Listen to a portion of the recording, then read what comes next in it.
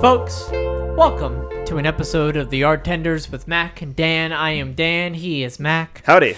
This time, per Mac's suggestion, on this wonderful show where we review pieces of art to better learn and, better form our craft in terms of artists. So discuss I thought you were going to say crap. For more crap. That's what I thought you were going to say. Yeah, that too. You didn't have to. That went without saying.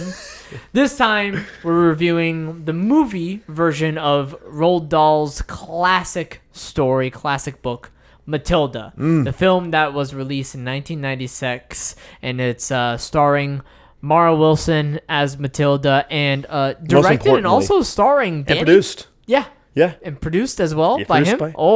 Danny Devito. Him, capital H. Yeah. He is risen. Okay, but Mac, the key thing that I want to get to, because this is like a really interesting film, and I don't mean this as a sort of disingenuous thing when I say like this film is certainly a product of its time. You know how you enjoyed how I had like a stroke in the middle of that? Yeah. Well, I liked that in film you replaced M and F. Kind of worrisome. Okay, go ahead. Freudian slips now. Oh, I know. Mac, why did you select Matilda for our viewing experience? Well, partially, it's just been on my mind because we have been doing it for school. At the school that I teach at, I had to figure out a musical we were going to do because it's musical season, and so we got to do a musical because musicals make money and kids like trying out for musicals. And I'm not a huge musical guy, right? Mm. But I wanted to pick something that was easy. You're not a huge musical guy? Funny enough, I'm not. Okay. I know. Hold on. No. I want to unpack this really fast. I'm so sorry for us to deviate from this topic. Yeah. But we will get to Matilda. Don't you worry about nothing. But point is, okay, so then just out of curiosity, just like what musicals, like songs and or albums, or just like songs from musicals do you have downloaded on your phone? Or like in your Spotify Most of them are library. Things that I had to actually do. Okay, but not out of joy, right? Not because like you enjoyed them in particular. No, I've actually had to get rid of quite a few things that I have done that I don't want to listen to anymore. Oh, okay. But musicals that I really enjoy, that I'm like, you know what? Those are really freaking good, and that's actually the best way to tell that story. That's my main problem usually, is the best way to tell that story is Fiddle on the Roof. Fiddle on the Roof, I fuck with Fiddle on the Roof. Matilda, I actually really like. Outside of it just being something that I think would be fun for kids to do and easily accessible for kids, I actually think that's a really pretty smart and well-written musical. And then one that I've been earning a little more respect for here and there has been Les Mis. Okay. Les Mis it used to be something that I just had to hear all the time, and it annoyed me because it was everywhere. Also remember freshman year of high school. Nice, exactly. It's true though. It's absolutely true. Yeah. And so I'm really I was over it for a while, but now that I'm actually able to give it a chance, I really do like Les Mis. Are there any musicals that you are specifically into?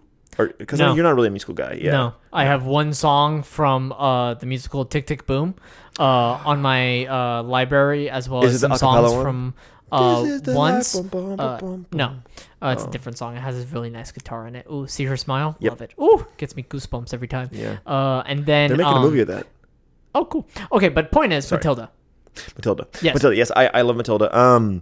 It's I wanted to pick something that partially that I like to do, but also that I thought that the kids could really sink their teeth into. That was both interesting to practice with, but also interesting to perform, because I don't want I don't want to do something where they have to like Into the Woods, where they have to like put on the beard and like sing these crazy songs. I want to do something that's in their range. Yeah, and fun and lighthearted. If it's a character, they can. It's a character that they interact with on a day-to-day basis. And not only just like if they're playing an insane kid, then just think of the insane kids that you always see every day. Yeah, exactly. It's very easy for them to tap into. Not just range in terms of like capabilities as an actor, but it's also literal age range. When like most of the characters are children.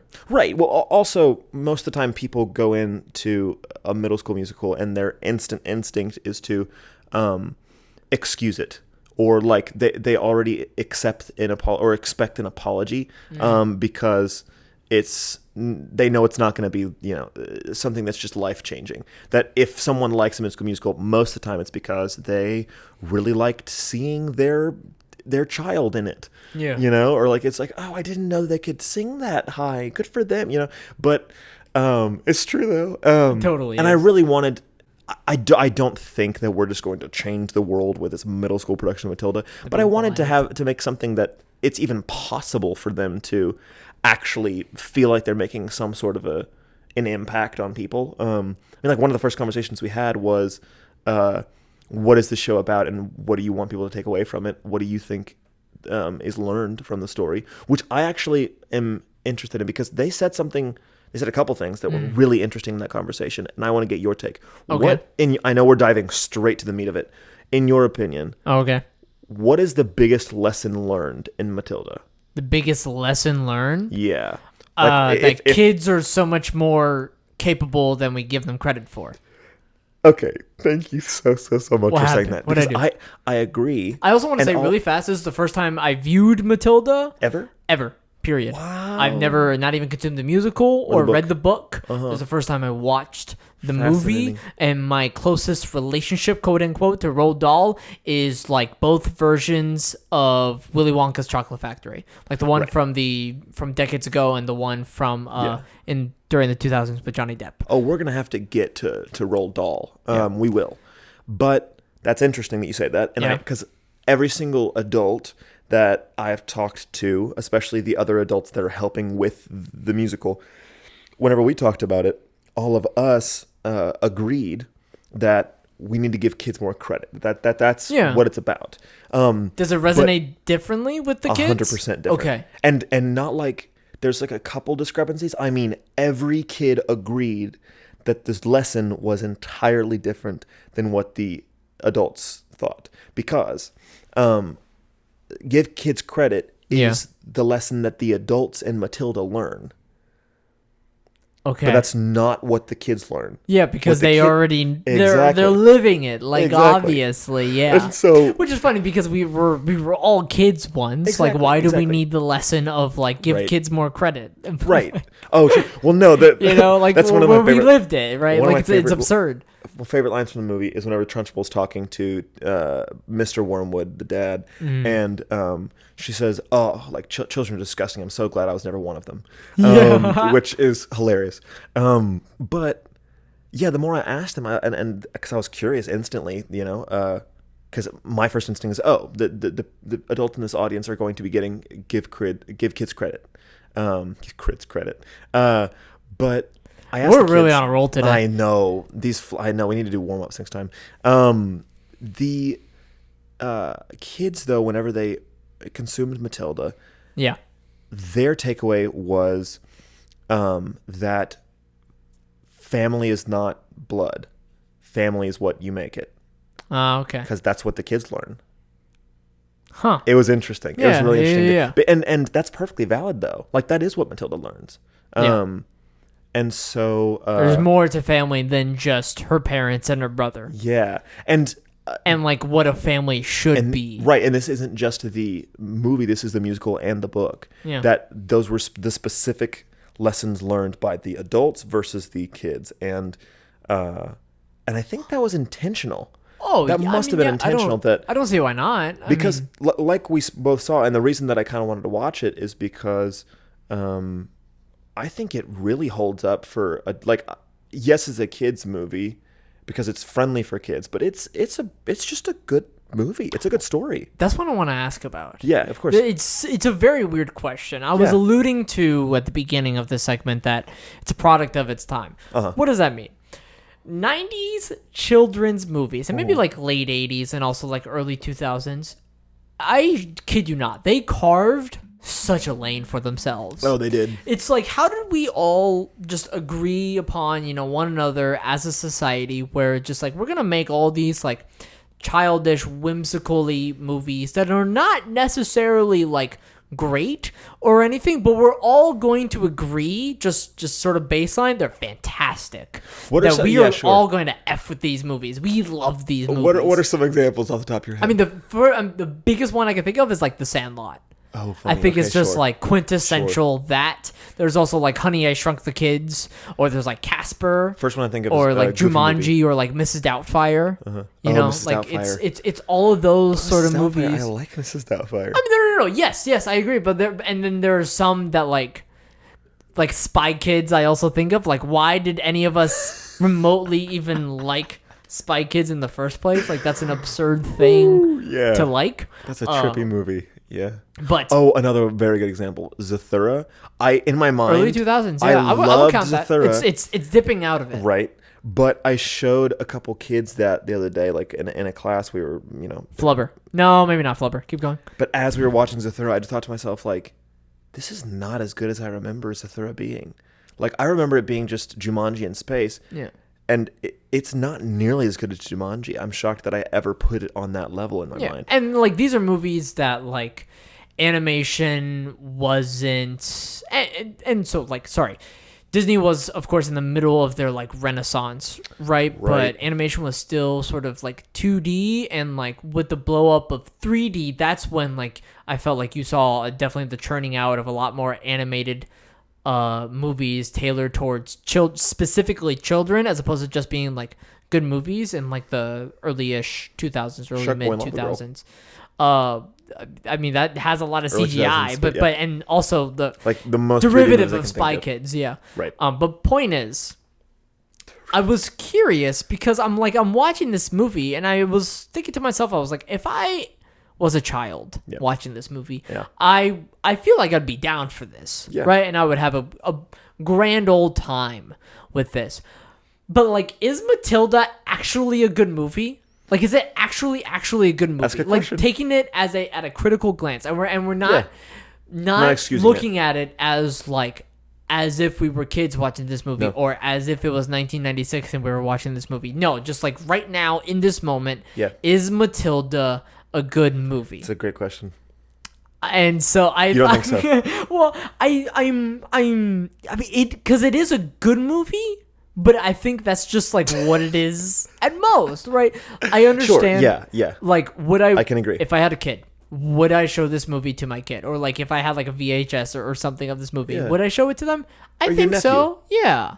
I would show this movie to my nephew. Yeah. I think he's like 10 or so. He's still like at that age range where I think he's like open, to this film, right? And it's a fun film. Yeah. It's a lot of fun to watch. True. The kids in it are just so cute. You could just squish their cheeks.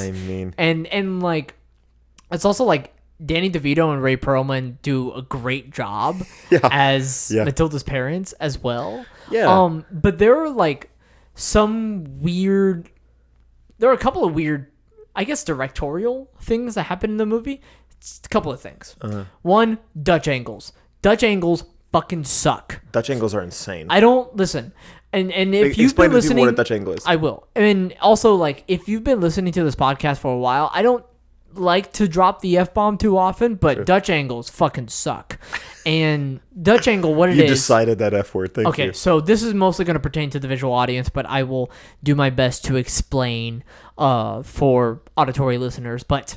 let's say you have a camera pointed, like this one pointing at me, but now you're going to lower this camera, right? So now I'm sort of, I look bigger per se, and then you're going to tilt that camera up at me so you get a better portrait of me, and then you're also going to sort of like rotate. Maybe not rotate's the right word, maybe like maybe tilt is the right word in this case, but you're going to like tilt it to the right or to the left.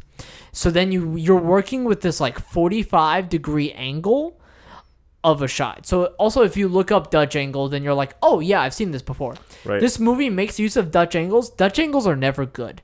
Dutch angles are for people who think Dutch angles are good, but Dutch angles are always bad, and they're such a lazy directorial choice. That means you have no idea what else to do with the shot. They're so insanely lazy that it's bad. Anyways. Another big thing that this movie does, film-wise, is that they use a lot of fisheye lenses, meaning that they use a lens capacity that whenever you are seeing the angle, whenever you're seeing the shot, it is wider than it's supposed to be, so everything looks distorted because it's so close up. And so, like, I guess it's because they want you to feel like you're a kid looking at an adult, and so that's just large and out of proportion. But the problem with that is it looks gross. And sometimes that's to the point, right, where I'm pretty sure they're like shots with fisheye lenses on Miss Trunchbull's face, and like Lots. It's not a pretty one. So right.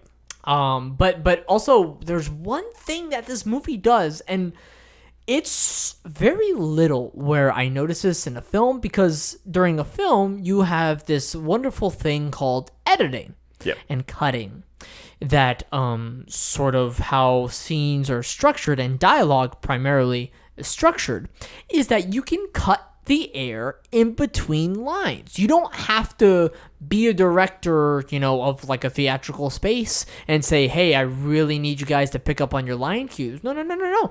That you can just do that for them, as my father is calling me during this podcast. I know. I feel like there should be a fine for this, a fine towards me. But what happens in this movie, and it's primarily during like the first half or so, there's like very little of that.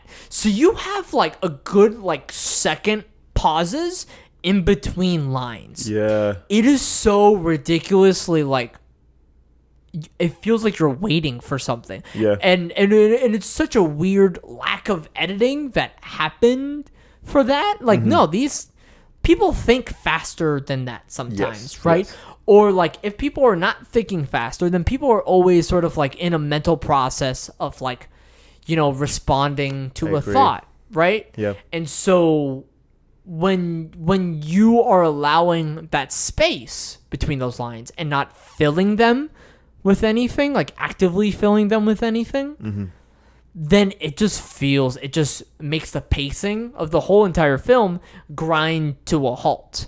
Yeah. And it was something it's something you don't notice during films. It was something that I noticed during this film. It was very, very strange to pick up on. However, like, I'm going to keep sort of regurgitating and reiterating this. I still think this is a good movie. I think it's still a fun movie. And there are definitely so many moments of like charm and whimsy, and that actually really, really succeed for the film, and also for it thematically, that I think it works most of the time. Most of the time. Yeah. There were a couple things that Danny Devito did that were weird. I'm going to get to my big one in just a moment, but before I get to that, in the musical, it does a much better job of pacing just in the writing. Yeah. That there are only maybe 3 or 4 scenes or moments in the musical where Matilda's not on stage, and you're not seeing the scene from Matilda's perspective. Whenever it's from Matilda's perspective, it goes extremely, extremely fast. The whole thing operates at an insanely fast pace, except for one song where, which is called Quiet, which is where she literally like stops time, and you see like, who does, Matilda? Yeah. Whoa. Where like you see what's going on in her head. The moment before Miss Trunchbull is about to hit her. And then like right before she like comes over and hits her, this doesn't happen in the movie. Thank you. Where right before she's about to hit her, that's whenever Matilda gets uses her mind to like make the newt go into the Trunchbull's clothes. But whenever Matilda is not the person on stage, the whole musical really slows down on purpose, because they want to make sure that from an audience perspective, that Matilda thinks faster and is the smartest person on stage at all times. In the entire musical, Matilda's the smartest one. And it really works to their favor. But I agree that's a big downfall of the movie. The biggest thing in the movie that makes me go, what are you doing? Is, and I'm still trying to figure out if it's smart or if it's lazy or if it doesn't make any sense. I don't know yet, but I want to get your take on it. Why is Danny DeVito the narrator? I was curious about that. Well, because it doesn't make sense, right? At first, at least, So here's the thing. I do feel like for an untrained ear, maybe, or like a child's ear, they would not be able to pick up on the fact that Mr. Wormwood and the narrator are the same actor. Right. But I was And Danny like... DeVito has a great narrator voice for this. Yeah.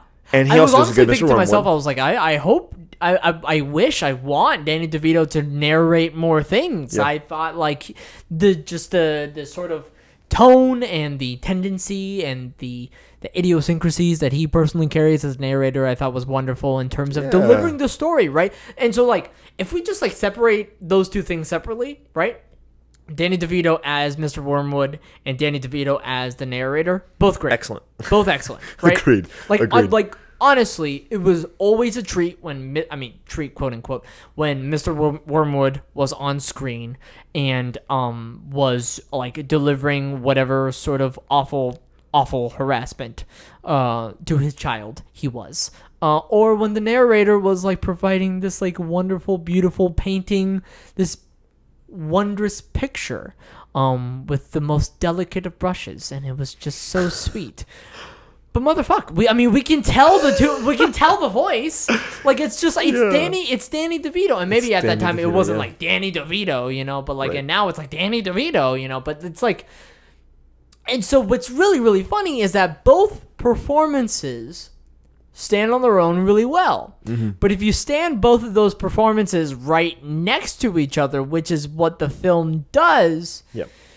then it does feel like the film it loses a little bit of like polish Yeah. per se. Yeah. It loses not necessarily focus, but it's just that sort of like fine sort of detailing that movies and generally, I would say, just pieces of art should get. Mm-hmm. And so it was clearly not an oversight. I mean, Danny DeVito directed the film, Right. You No, know, and he starred in knew. it. So I'm wondering, and this is where I'm trying to decide whether it was kind of smart or just a weird decision of some sort, that maybe this is being narrated by Mr. Wormwood in the future. I never got that impression. What Yeah, was I never got that interesting impression for in the movie, me but that is was that, me like, trying to acrobat my way into this being an okay decision. I mean, I knew that like logically there just wasn't one to sort of like back it up in the film or anything like that, if that makes sense. Like Yeah. I wasn't like having that sort of like thought experience, and like I was occasionally taken out of it when like let's say like the narrator just finished saying something and then Mr. Wormwood immediately appeared on screen, right? Or like back to back, then it's like clearly vocally like there's only so much that you can do while delivering faithful performances as a narrator or as Mr. Wormwood. Like that's going to be picked up on, right? But I was never sort of distracted from the movie per se. Like it never got in the way in terms of the viewing experience and in terms of the performances themselves, right? It never got in the way for those, right?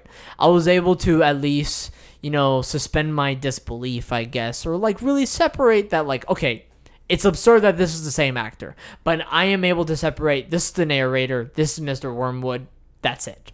Right. Once again, should that have been the case? No, I think it lacks polish when it's done like that. Mm-hmm. Even though at the same time, sure, he did a great job as Mr. Wormwood. He did a great job as the narrator. That doesn't mean that should happen because, and we're discussing it right now, it kind of looks like a mistake. Yeah. It looks like a mistake. Was it one? No, but it looks like one. And so you don't want to distract your audiences from that, from the movie that they're watching. Is also, they had a couple different actors that are female. Yes. Play different ages of Matilda, but they were all ages of Matilda that were really close to each other. Did that take you out at all? Okay, so not the distracted baby. me. And not like the one that we see Mara Wilson for most of the film, but like the 2-year-old Matilda that was already able to walk. Well, of course she was already able to walk. She was 2 years old. What am I saying? Yeah, there's a 2-year-old Matilda and Yes. there is a 4-year-old Matilda. Yeah, and so And both of those were very distracting. But isn't 4-year-old Matilda Mara Wilson? Am I crazy? Yes. 6-year-old Matilda is Mara Wilson. Whatever. Okay. There's a 2-year-old and a 4-year-old, all different actresses. I'm getting confuzzled. But one of the kids, the one that would constantly go to the library. Yes. Okay. So unbelievably not Mara Wilson. I mean, that's fine. I'm able to suspend my disbelief in that. But whenever I see Mara Wilson, so I'm like, you not able, Mac? Are you not able to suspend your disbelief when different people play the same character at different ages? What are you trying to say? Okay, no. Let's unpack. But I just wasn't expecting it because whenever you're telling me this is Matilda, and then you show me another girl that kind of looks like the same age, because they don't really look that different in age, I'm instantly like, wait, but that's not Matilda. That's Matilda. Okay. So after 5 seconds, I'm fine. So is it a matter of like, do you think the writing should have then avoided that situation altogether? So how would you just have used Mara Wilson? Yeah. As like different ages? Matilda, yeah. Yes. Okay. And I would have just changed the angles to make her like smaller. Look smaller. Yeah. Compared to like other people. I mean that's what they did. But proportionally, what? For 4-year-old Matilda, they used angles that made all of the furniture around her in the library look gigantic. So that whenever she was getting on the chair, it wasn't like she like sat on the chair. I know, but proportionally saying, like, even though Mara Wilson is playing the 6-year-old Matilda, she still looks like a 10-year-old Matilda. I'm more fine. I'm more able to suspend my disbelief when there is a different actress playing a 2 years younger Matilda than there is like one actor playing the same Matilda, but like it's the same body type. And I mean, once again, I guess I'm casting myself back to 1996, but I mean, but also why spend your budget on like multiple or not multiple on if you're really going to make Mara Wilson like all the same ages but proportionally, I mean we're talking like proportionally like lens wise, it just doesn't look the way that it needs to look. So you're probably going to spend some of your budget on that. Like, are you saving money? Are you spending more money? Would it just look better if you just cast different actors? So I was perfectly fine with that. So I'm actually kind of astounded that that you would not be able to suspend your disbelief with multiple children. It was just an observation. Mac hates kids. I hate children. But that was also another thing that I would like to talk about whenever we come back. I want to talk about Roald Dahl mainly, but also I want to talk about how I was confused if she's 6 years old and she's going into either kindergarten or first grade, assumedly first grade. That's very confusing. Why are they talking about multiplication and why are they of all the things sentences to rile you up? It was weird. Okay. The alarm. That's the timer. That means we're done.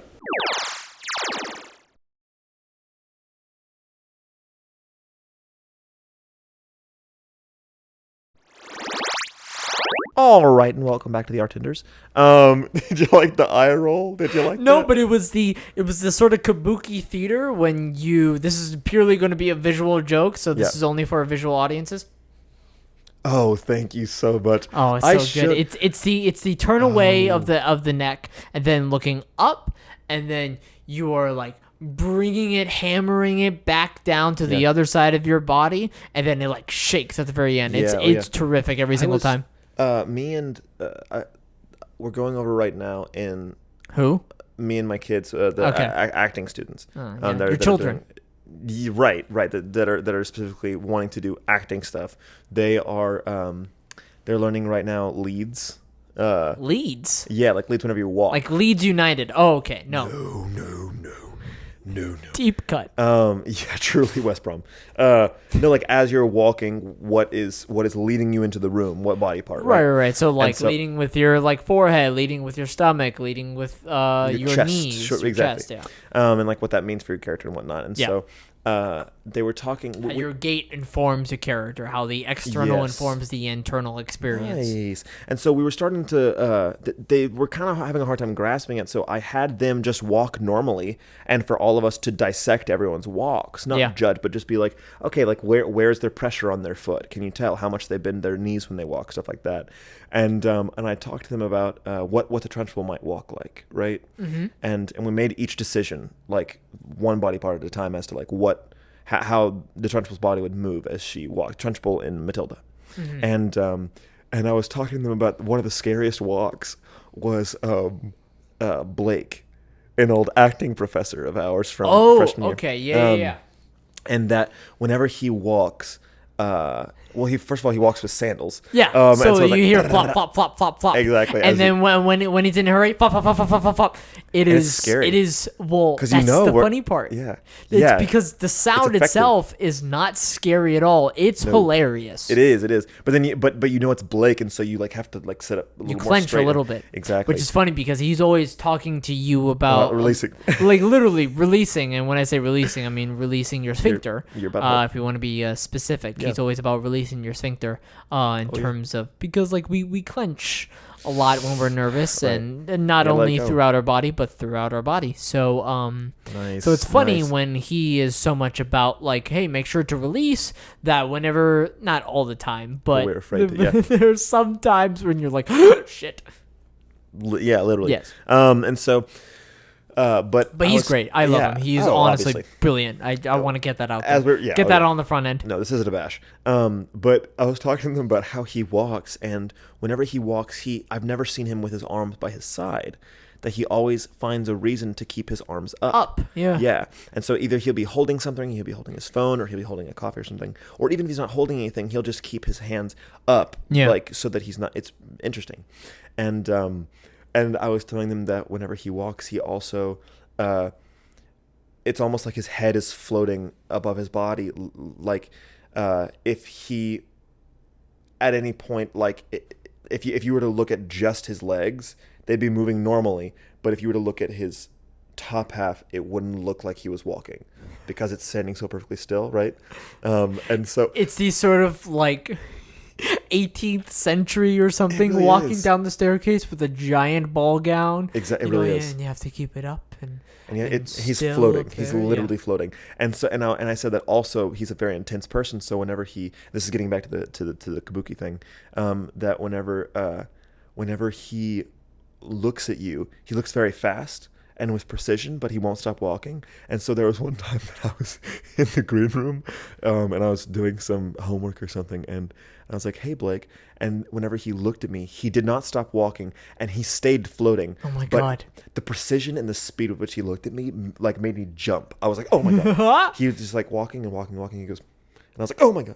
Yeah, he's a terrifying person. Anyways, But in the best way possible. truly, it works. It works for his advantage. Back to Matilda. And also as a human experience, lovely to just watch him just live. Oh, Fascinating. You fascinating. can, as an is the actor best and word. as a person, you learn so much from just watching this human being live. It's awesome. Oh, It's yeah. awesome. Do you think that he Googles himself? Like if we titled Yes. this like Yes. a segment of this video, Yes. something about Blake Hackler, he'd Yes. find it. Let's see what I happens. wish one of us had like a limited fake so we could just like sort of like. I know. But he's I lovely. know. Absolutely great. lovely. The thing that I want to get into in this segment though Yeah. is Roald Dahl, the author of Matilda, the book. Matilda and the original multiple Matilda other, story. you know, Oh, the I mean, witches and James and the Giant Willy Peach, Wonka. Charlie and the Chocolate Factory, Fantastic Mr. Fox, Oh. the BFG, Big Fucking Giant, Big Friendly Giant. It's he's clearly got this down pat. He's clearly got down the whole children's book thing. Yeah. But what's interesting is that Matilda is the last thing that he ever wrote, Oh, okay. Did not know that. right? But the funniest part is that Matilda is actually the first idea he ever had as an author. So he was not an author for very long. He started pretty late in his life, but the last 20 years of his life were dedicated to writing, and he had in his notebook of ideas, Yeah. a Post-it note or like a sticky note that said, "Little girl can control objects with just her eyes."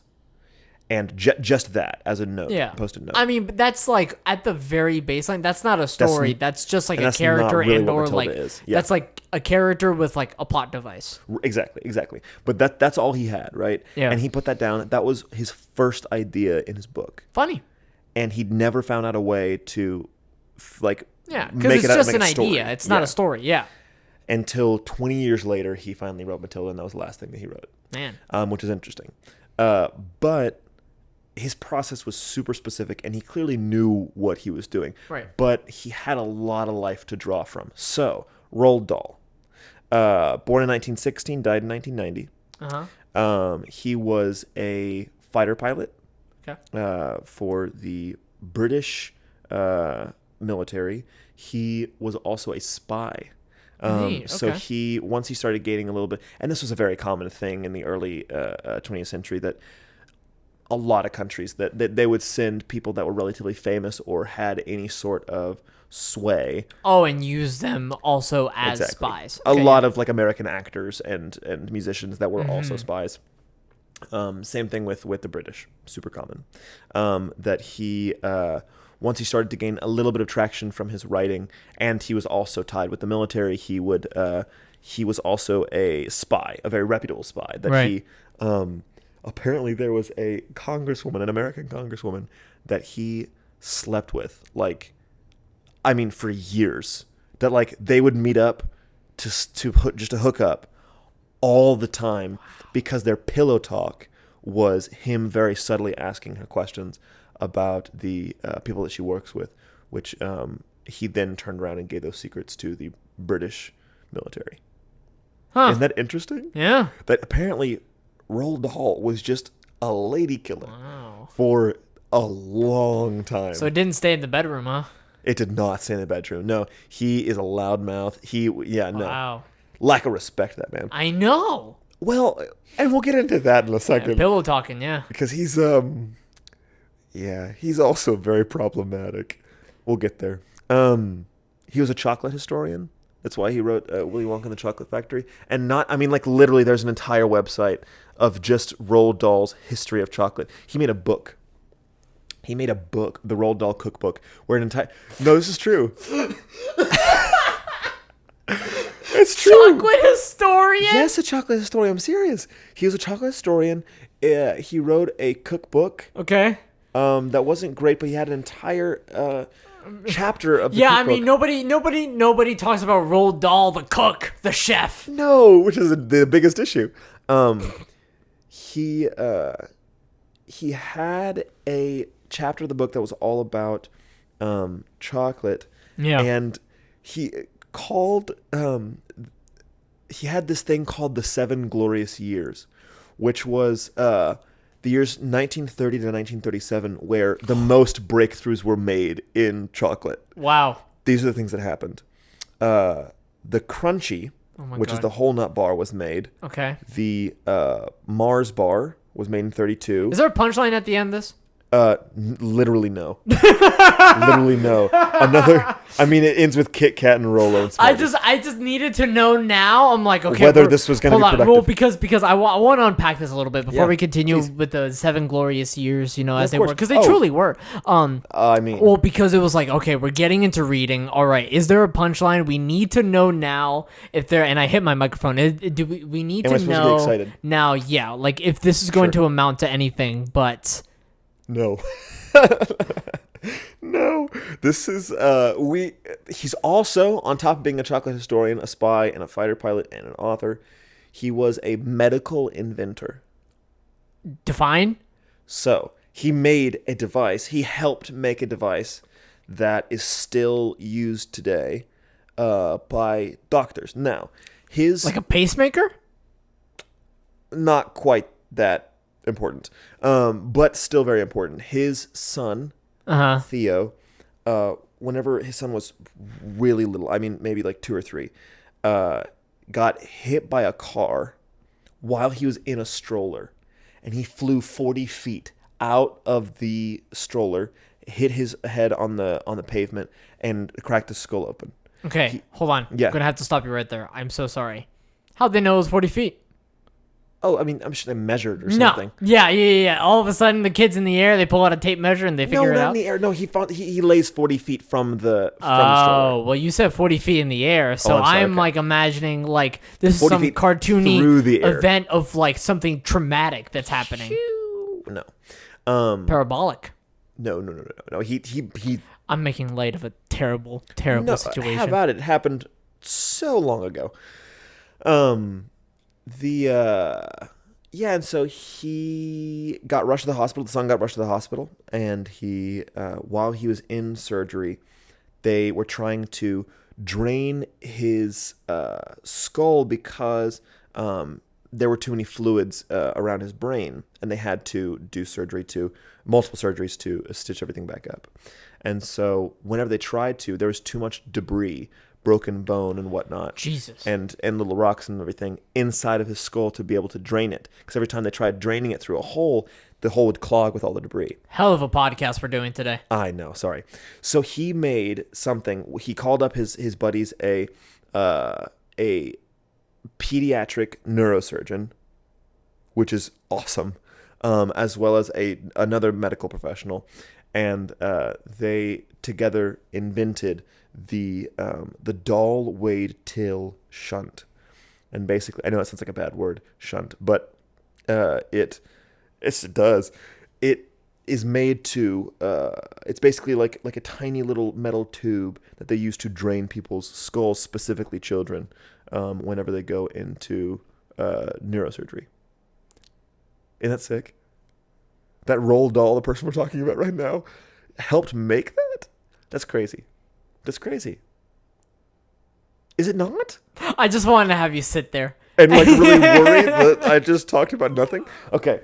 No, it's sick. I don't care what you say. I'm moving on. On top of all this, though, we'll wrap back around on Matilda eventually. Oh, yeah, eventually. Yeah. No big deal. We're on a journey. My God, yeah, we are. A reputable, and this is where it gets dark. Okay. And I know that we haven't been dark so far with the almost death of his child. Oh, right. He was a reputable, and I mean reputable. Everyone knew, and he made sure everyone knew. Talk of the town. That he was very anti-Semitic. Very. Woof. I know, really rough.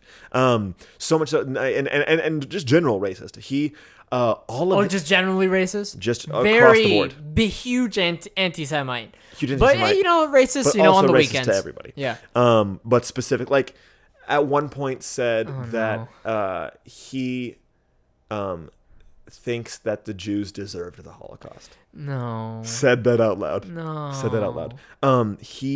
A lot of his characters throughout the children's books. You're ruining a lot of people's image of Roald Dahl at the moment. Well, you are forcing people to succumb to the fact that they must separate the art from the artist. They have to. They also don't have to. I will say but, this. It is much easier to have this conversation about someone that is dead and someone that is not personally. Yeah, Roald Dahl's not going to call us. Well, no, no, not that like that. I mean that if there's a conversation, like for instance, with J.K. Rowling, whenever you are consuming J.K. Rowling material or any Harry Potter stuff, you now know that you are giving money straight to J.K. Rowling. Whereas I know that no matter how much I read Matilda or no matter how much I watch the movie or the musical or whatever, still to the estate, is it not? No, it goes straight to his charity, which he made specifically for pediatric research. People are complicated, huh? I know. It's tough, right? You're like, this guy made a lot of really cool stuff. He also literally made a medical invention to help save, like he's saved.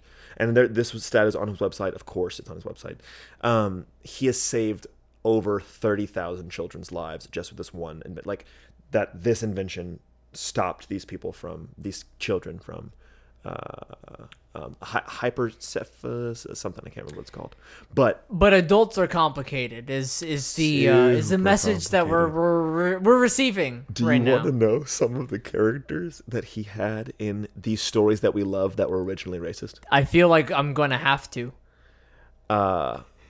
Because this train isn't stopping. I'm looking at you, and this train is not stopping. No, you just got me fell down the rabbit hole of Roald Dahl. Yeah. Just from the consumption of this wonderful, whimsical little film that was a book, and now is also a musical, and just like it's a wonderful, lighthearted, but also like darkened moment, and like that's what you're bringing to the table now with Roald Dahl's life. It's like a lighthearted sort of like he wrote books and stuff, and he made a cookbook and 7 years Here's a wonderful chocolate.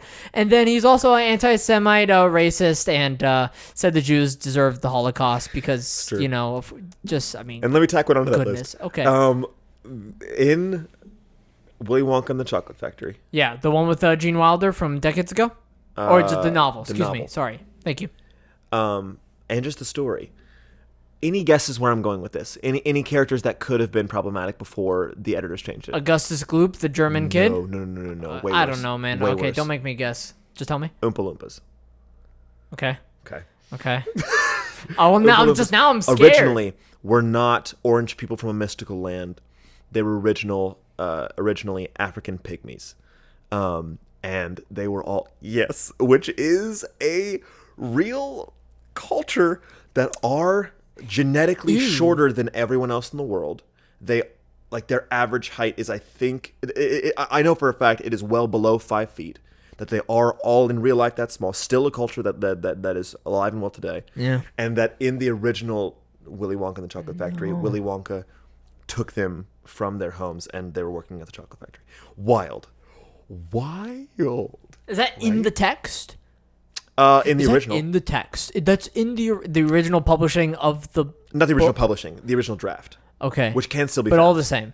But once editors saw it, they were like, let's remember that we're making this for children. Yeah? Yeah. And then they changed it. And and it ended up being Oompa Loompas. Yeah. Wow. Wild. Christ. Okay. I know. Okay. Hardcore. A lot. Now, but this is where it gets interesting. This is where... Then he writes Miss Honey, and Miss Honey is, you know, the queen, you know, to all women, and just the sweetest thing to ever grace us. Which is a quote from... my girlfriend, Shama, was Yes. like, you have to say that Miss Honey is the queen to all women. And she totally is. She rocks. And I think, I'm going to pull up the actress's name, but she does a wonderful and splendid job in this film because brings this wonderful light-hearted nature. Embeth Davids, I hope I'm pronouncing that Who has correctly. not done a lot of work since. Yeah, but all the same, like, she did a great job Excellent in this job. movie Excellent and job. just really delivered on the tone of this film, and like is kind of like, even as an adult, when you're watching the film, is like, that's the adult that I aspire to be, you know? Like, Absolutely. that's the sort of teacher I hope my kids will have. Yes. I hope that's the person I will become. I need to start becoming that person now who believes and trusts in, you know, the kids that she's teaching. Yeah. You know, Huge deal. and always believing in them, and always sort of like teaching them, you know, to do the right thing and to be a good person and to do what's best for everyone. You The know, only adult she's to give kids wonderful. credit. Yeah, the only adult in that film, trying to run it through my Rolodex of characters in that film, but the only adult in that film to give the children in it credit for and trusting them. Yeah. Too. All right, Roald Dahl's an awful human being, and Now- also, well, just complicated. He's a complicated human being. This is how complicated it gets. Okay. He also wrote a bunch of unpublished, but edited Okay. short stories, scary short stories, Okay. specifically like the horror genre, that were never published until they were found and were published by his estate, like you said, Yeah. in 2017. In this it's called Innocence. Oh wow. Is Yeah. Roald Dahl still alive in Cuba as we speak, hanging out with Tupac? And Hitler. Huh? 20. Oh no, he wasn't Cuba. That was Paraguay, I think. Hitler, right? Anyways, 27 years after he died, God. this book gets released, and it's a bunch of horror stories. And what's interesting is that a lot of the horror stories take place Uh-huh. at the same Catholic school that Roald Dahl went to growing up. That's why he didn't publish them. That's why he didn't decide to pull the trigger. Even Because though didn't he want- could have just made it a he could different have made school. a different place. He wrote all of them in that setting, which then makes you wonder, okay, in Matilda, Yeah. are a lot of the stories that he uses or the crazy things that happen just hyperbole of things that actually happened to him or people around him at the school? Because he said several times in personal journals, because he did publish lots of personal journals and lots of like autobiographies and whatnot, that were about abuse that he experienced growing up, especially from the school and everything, that once he started releasing these horror stories, everyone started realizing, oh, wait, they were doing some wild stuff at that school. Matilda takes place in a school. Let's think for a second. Is that... We're theory crafting. Hold on. We need to put the stamp on it really fast before we delve a little deeper. Are we right now recklessly speculating? Yes or no? Oh, thank you. Yes, we are recklessly speculating. Okay, so now that we've gotten that out of the way, we're recklessly speculating. So you're saying that Matilda is based on a true story? I think maybe so. Maybe so. In the same way. What a hot that, take. Maybe. Yes. I'm going to die on this hill. In the same way that Bo Burnham made 8th Grade, where he felt most represented by an 8th grade girl, I could see Roald Dahl feeling in a similar spot as a new girl at a private school. Yeah. And the way that the big kids are in the story of Matilda. Yeah. The way that that he's treated by, that Matilda's treated by the Trunchbull specifically, I think might be drawing from his own life experiences. Yeah. I think it's certainly plausible. Like, it's a plausible thought. Like, or it doesn't even have to be like his life experience, but like grabbing life experiences from people around him as well. But like all of these things are certainly plausible, right? Because there is that eerie sense of like, oh, the abuse, and the crickets want to ring in too on this discussion. Cicada. But the abuse that occurs in this film, although some of it outlandish, such as Trunchbull grabbing a girl by the pigtails and doing a hammer throw with with the child, the 5-year-old child, which is both hilarious and like, oh my god, she just threw a kid across the fence. But there was also, it was more so like the abuse by her parents, and it was like abuse in the sense of like extreme negligence. And I was like, this doesn't feel outlandish at points. It was like, what it was, I think you used the perfect word. It was hyperbolic. Yeah. Right? That it felt like some of these were like real experiences that were just turned up to 11. I could see a corridor in the principal's office that like a kid would just go in there for like time out, quote unquote, or like detention, like quote unquote. But of course in this film there are like nails and like there's like a pipe there that's blowing exhaust and one stuff. Of the horror stories did detail a closet that kids would get thrown into. And would have to spend the entire day in the dark. Yeah. So it's not entirely out of question that like it's possible. That it's possible, and of course, or like, I could see in real life, no teacher probably threw a child, over a fence by the pigtails. Yeah. But there could very well have been some physical abuse enacted by a principal or a teacher, and maybe also there could have been a teacher or two there as well who were very, very sweet, but whenever some other faculty member was in the room, they had to hide everything that actually made the classroom really special for the kids. Also, in the 1920s in the UK, I could totally see some kid wearing pigtails when they're not supposed to and getting dragged by their pigtails down to the principal's office. Sure. In the same way that they would take their ear or use a paddle. I could that's not out of question though. And I think it also, in a way, it speaks to the experience in this film of like, of course, this movie is better when you are a child and you're watching it, and it's going to affect you a lot more. Ladies and gentlemen, we just hit 2 minutes. The 2-minute warning. It's our new bit when we actually have 2 minutes left and we have to wrap up our thoughts. Listen, this is a good movie. I think it's a pretty good movie. Max just got up from the couch. This is a pretty good movie. I think it actually is pretty good. I would show it to, a kid of mine. I think, honestly, the best part of this movie is when Miss Honey and Matilda are in Trunchbull's house, and it's like a 20 or like a 10-minute segment, and it's like a horror movie during that moment, and I think it's wonderfully done. But as a kid, if you're watching this movie, I think it hits you in a different way than not all kid movies can, and because of its whimsical nature and lightheartedness, but also its darkness, I think it's a beautiful film that actually ages surprisingly better than first glance gives it. Mac. I agree that it ages better than most, especially 90s movies. Movies from the 90s that you were talking about that didn't actually age very well. I think that Matilda does a pretty decent job of aging. I think it's something that will be timeless and will be treasured forever. And I also think that every single iteration of Matilda that I've seen so far does a pretty decent job of keeping the story true, except for Matilda Jr. Matilda Jr., the musical, does not know who the protagonist is and thinks that that does not know who the antagonist is, thinks the antagonist is Trunchbull, but it is not. It is Mr. Wormwood, and that needs to be very clear. It is clear in the books, it is clear in the movie, it is clear in everything else, but it's not clear in that. So, how much time do we have left?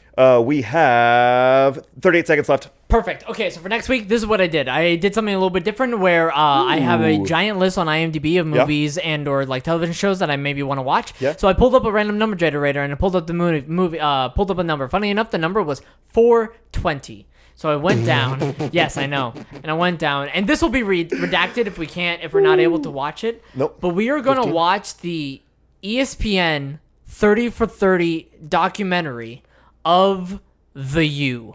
The U, Miami? Based on the University of Miami football team. Thank you, and 2, good night. 1.